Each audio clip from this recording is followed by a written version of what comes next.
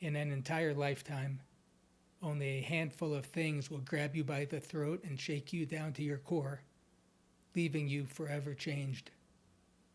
My name is Daniel Press, and today I'm going to introduce you to one of those things. Florence Irene Smith was a little girl who was ordinary in every way, except she was absolutely petrified of storms. Her mother needed to comfort her to get her through the storms. When Florence turned 10, the year was 1871. She contracted yellow fever, and it took her life. For her mother, the thought of Florence all alone in her grave in the storms was more than she could bear, and she had to do something, instead of just sitting there completely helpless, like she had been when she was unable to protect her daughter from the disease. So she had her daughter's coffin built with a window by her head, and she had stairs built beside the coffin that went down to the window so that she could still comfort her daughter whenever there was a storm. And she had 2 metal doors made on hinges to cover those steps, to give her some shelter. There are levels to this experience of life beyond what we believe are the limits. Someone runs faster than we ever believed was possible to run. Someone inflicts harsher cruelty, or somebody loves more deeply than we knew was possible. I think about her mother at random times. What would it have been like to be that mother, to look out through her eyes, to feel with the beat of her heart? I imagine it's late at night. The rain starts coming down and it wakes her. Then thunder rattles the walls. She looks out the window. Lightning flashes through the blackness.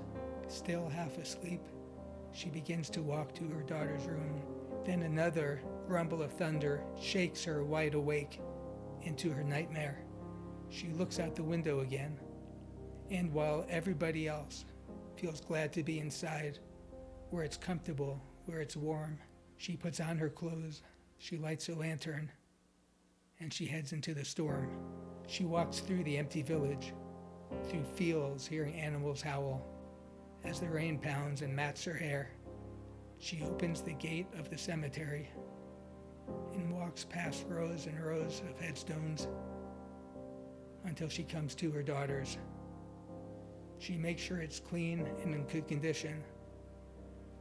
Then she runs her fingertips over the words etched deeply into the headstone.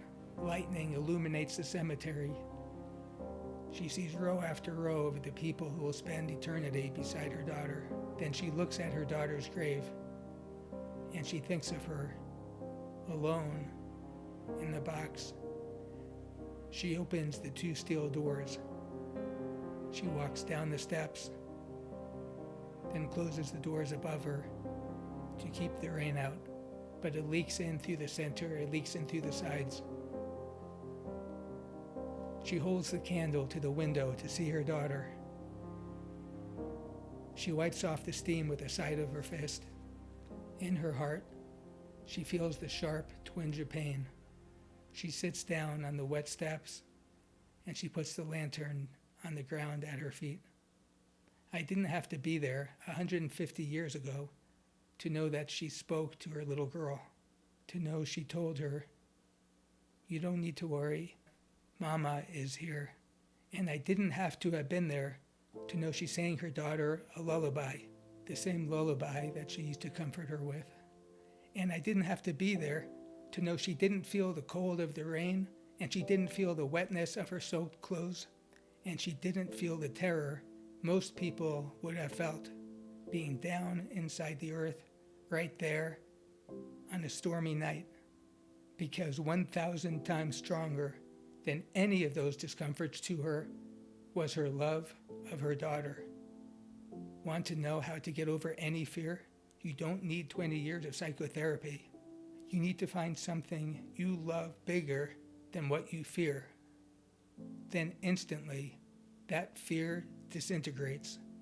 I didn't have to have been there to know that when the sound of that rain began to soften, the mother knew her job was done. And she picked up the lantern, and she looked at her daughter, and she kissed the glass. And when her lips felt the cold surface, she closed her eyes and remembered the warmth of her daughter's forehead before her life turned into a nightmare, and she faced that nightmare the only way she knew.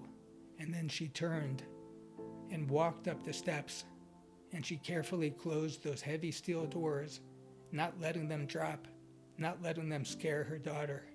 And then she walked home in the darkness, aware, excruciatingly aware, that each footstep was carrying her further from what she loved most in the world. And then she arrived home, and she lied down in her clothes that were soaked from the storm. She thought to herself that she didn't protect her daughter from the disease that cut her down, but she protected her daughter from this storm, that she didn't let her daughter down again. And maybe that's really all that we can do in life. We can't control most things. We are imperfect, flawed creatures, evolved over millions of years to live in a different environment than this modern, technical society. We have brains designed to keep us alive, but hearts that overrun our instincts to survive, as we are run by our feelings.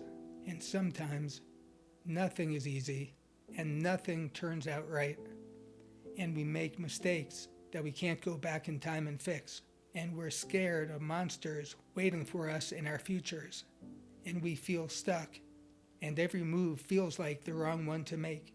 And sometimes, like the mother of that little girl, we don't do what is best for us.